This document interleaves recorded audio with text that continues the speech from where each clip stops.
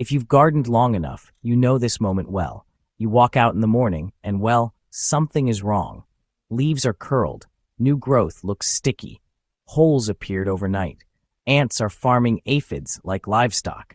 Slugs are working the night shift, and suddenly all the effort you put in feels under attack. Most people panic and reach for chemical sprays, not realizing those sprays often weaken plants, wipe out beneficial insects, and create pest resistance over time.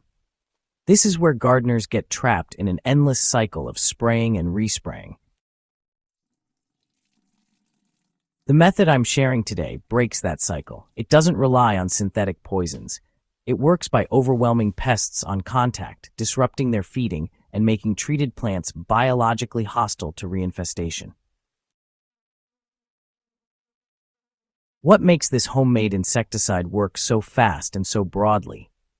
This solution works because it combines multiple modes of action at once. Instead of targeting pests in only one way, it attacks their nervous systems, respiratory openings, feeding behavior, and habitat preference simultaneously.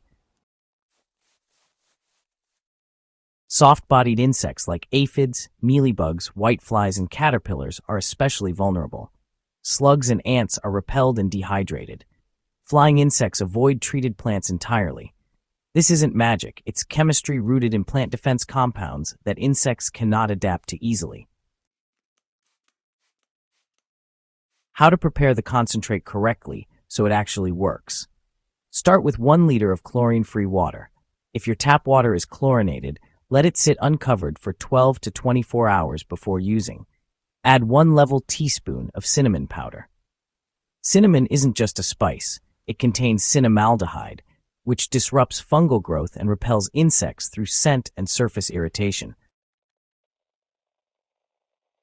Add 1 heaping teaspoon of garlic powder or freshly crushed garlic. Garlic releases allicin, which interferes with insect feeding and respiration. This alone is enough to stop aphids and caterpillars from eating within minutes. Add 1 tablespoon of ground red pepper or chili powder. Capsaicin is a powerful irritant that insects cannot tolerate on their bodies or mouth parts. Finally, add 1 tablespoon of vegetable oil. This is critical. Oil allows the solution to adhere to leaf surfaces and help smother small insects hiding in crevices. Stir the mixture thoroughly and let it rest for 24 hours. This resting period allows the active compounds to fully infuse into the water. After resting, strain the solution through cloth or a fine mesh to prevent clogging your sprayer.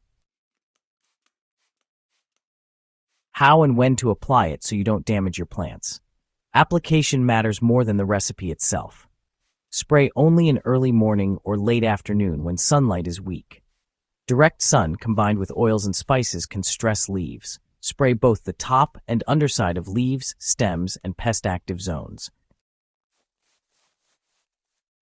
Most infestations live underneath foliage where sprays are rarely applied.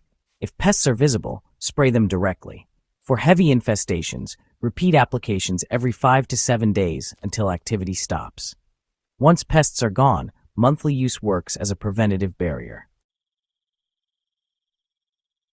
So here's why this method actually controls insects without harming your soil.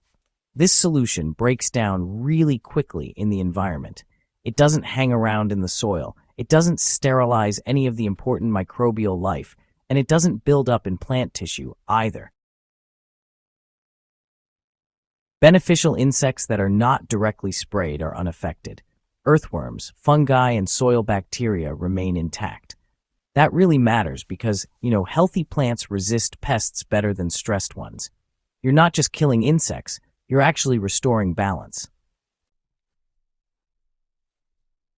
So, what should you expect in the first week of use? Well, within the first application, you'll notice feeding damage stops. Aphids and mealybugs lose their grip and drop off. Caterpillars stop chewing and just leave the treated plants alone. Ant activity declines because, honestly, their food source disappears. And slugs, they avoid treated areas entirely. Within 2 to 3 weeks, plants start pushing clean new growth without distortion or that sticky residue. This is how you know the system is working. Let's talk about when not to use this spray and how to avoid common mistakes. First, do not apply during peak heat. Also, don't oversaturate the leaves. And, don't use it on delicate seedlings without testing a single leaf first. Avoid salted chili blends or garlic mixes with additives. Seriously, keep the recipe clean and simple. More is not better here. Consistency always beats strength. So, why does this belong in every serious gardener's toolkit? Well, this is not a gimmick. It's a plant-safe contact insecticide built from compounds insects have evolved to avoid for thousands of years. It costs almost nothing, and it scales from houseplants to full gardens. Most importantly, it puts control back in your hands without wrecking your soil or your harvest. If this guide helped you protect your plants, go ahead and subscribe to The Nature's Fix for more no-nonsense biology-first gardening methods. And, hey, share this with a grower who's tired of losing crops to pests. Healthy gardens don't come from stronger chemicals. They come from smarter systems.